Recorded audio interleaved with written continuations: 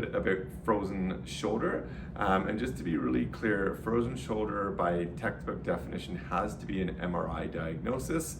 But in a clinical setting, you're always going to see two things. You're going to see the abduction, so this start to get very stiff, but then also you see what's called the external rotation, which is this starting to get stiff. So what we're going to start doing over the first couple weeks is applying a lot of heat to that joint capsule in the shoulder, and then starting some very gentle stretches at home for the joint capsule itself.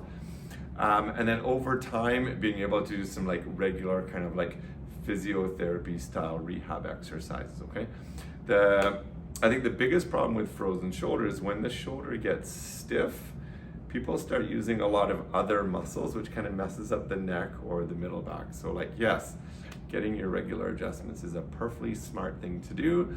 But again, there are things that aren't related to getting your chiropractic adjustments, and that capsule, what it means is as the arm comes up, it's in a ball and socket like this. It's supposed to spin certain ways, and you start noticing this gets a bit tighter, and this is very thick tissue.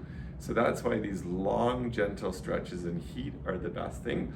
I'll touch on heat first.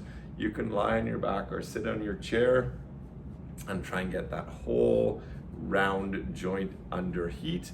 And you can do it for at least 30 to 40 minutes on a very low heat. Let the heat soak pretty deep into the shoulder.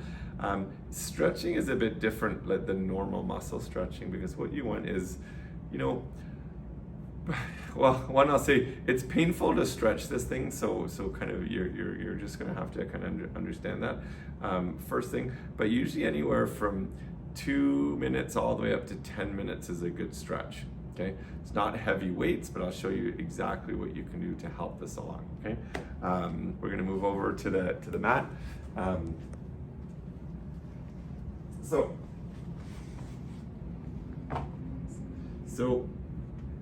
the two ranges that you're gonna lose are this one and this one. So we're gonna stretch them both. Okay, so in order to work on the external rotation, you're going to grab a very, very light weight, like 1 to 2 pounds. Keep your elbow tucked into your side and just let the arm fall to your side. And just over the long, gentle stretch, you're going to see this slowly open up this way. Okay. The other one is a little more difficult, but what you're going to do is you're going to hold that same weight, but you're going to, you have to listen very carefully. Bring the elbow as far away from the body as possible, but making sure you're not lifting your shoulder up. So these have to be relaxed and down.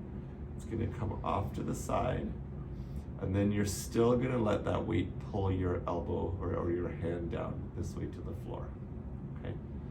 So we're going to work on external rotation, which is this one, and we're going to work on abduction, which is this one. Holding a light weight, bringing your shoulder down. Okay. So far, so good? Okay. So the other just quick kind of things with frozen shoulder is there is a bit of a natural history, and what you're trying to do is kind of speed up the timeline to get that mobility back, right? Because frozen shoulders at the beginning, they're very, very painful. Then they kind of freeze into very stiff, which makes things very difficult, even, washing your hair or doing a bra up. It's very difficult to try and do things like that if one shoulder doesn't work. So instead of kind of looking at that 1 year history, we're trying to shorten that up as much as we can with some of these physical things you can do at home. But there is a very painful and then a freezing and then a thawing phase. So if you have any questions, you can shoot me a message. But the idea is, instead of just kind of sitting around waiting it to get really stiff and naturally kind of let go, what you see in about a year, almost all of these will heal themselves. But can we speed this up at all with home care? Absolutely.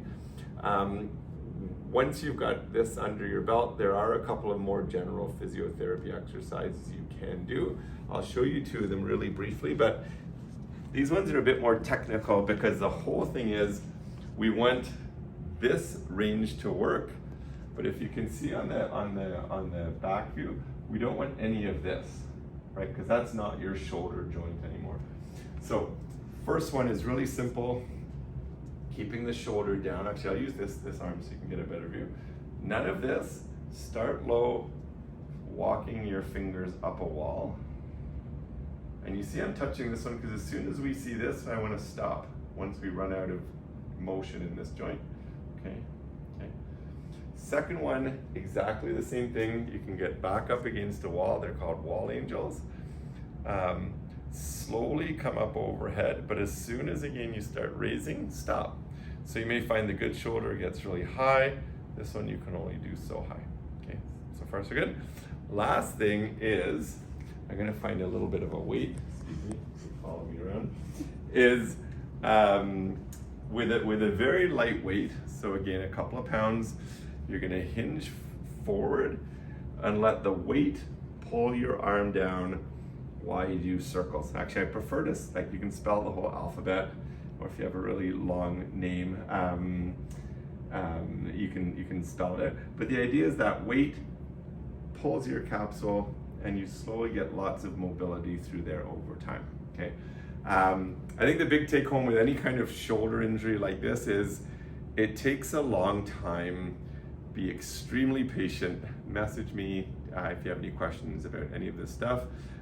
We're trying to speed it up, but just know that it's kind of like a 3 months to 12 months thing. Even if we do our best homework, it's just there's a lot of research in this. They're not quite sure how it happens for a lot of people, but they do all get better. So I wish you luck, and message me if you have any questions, and share this with anybody who has a bad shoulder. This might help them. Thank you.